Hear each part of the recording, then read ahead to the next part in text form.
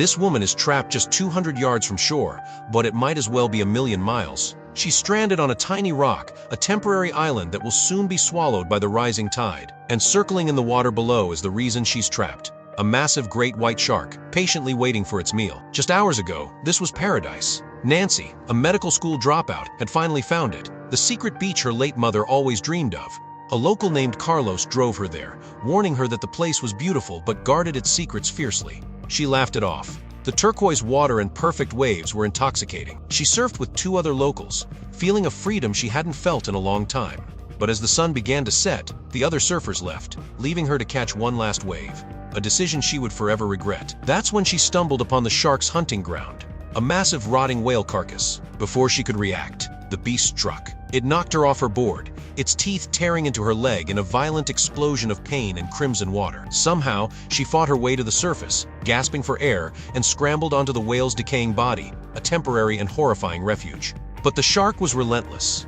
It rammed the carcass, forcing her back into the water. With adrenaline as her only fuel, she swam for her life, finally pulling herself onto a small, isolated rock. Safe for now, but her leg was a disaster. The gash was deep, bleeding profusely. This is where her abandoned medical training kicked in. With no tools, she had to improvise. Using her necklace as a makeshift clamp and her own earrings as surgical needles, she began the agonizing process of stitching her own wound together. Every scream was a testament to her will to live. She then fashioned a tourniquet from her wetsuit, fighting off shock and immense pain. As if her situation wasn't dire enough, a drunk man appeared on the beach. He saw her backpack, a chance for a quick score. Nancy screamed, pleading for help, but he ignored her, stealing her phone and wallet. But it was too late.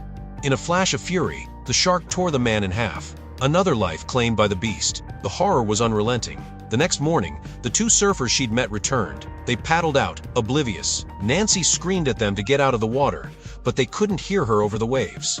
One by one, they were picked off, their joyful cries turning into screams of terror that were quickly silenced. Alone, injured, and surrounded by death, Nancy's resolve began to crumble. Just then, the waves washed a stranded surfer's camera near the reef. Knowing sharks lurked beneath the surface, Nancy still risked diving in to retrieve this only possible means of signaling for help. Miraculously, as the shark lunged toward her, she managed to grab the camera and swam back to the reef with all her strength. Opening the camera revealed not only footage of the victim surfing before his death, but also the terrifying moment of his shark attack. Nancy immediately used the camera to record a final video message. Before the lens, she clearly described her ordeal and her leg injury, revealing her only survival plan to swim to the buoy ahead. She also introduced her new companion, a seagull named Steven. After bidding her final farewell to her family, Nancy tossed the camera into the sea, hoping it would be found. Then, taking a deep breath, she began her race against death toward the buoy. She swam through a swarm of stinging jellyfish, their venom a fiery pain that was nothing compared to the terror of the predator behind her. The shark lunged. She dodged. It was a heart-stopping race that ended with her desperately clawing her way onto the buoy's ladder. On the buoy, she found a flare gun, a moment of hope. She fired it, but an incoming cargo ship was too far away to notice. The shark, enraged, began to attack the buoy itself, its immense power shaking the metal structure. Nancy fired her last flare, not at the sky, but at the oil-slicked water from the whale carcass, creating a wall of fire. It barely singed the shark, which retaliated by tearing the buoy from its mooring.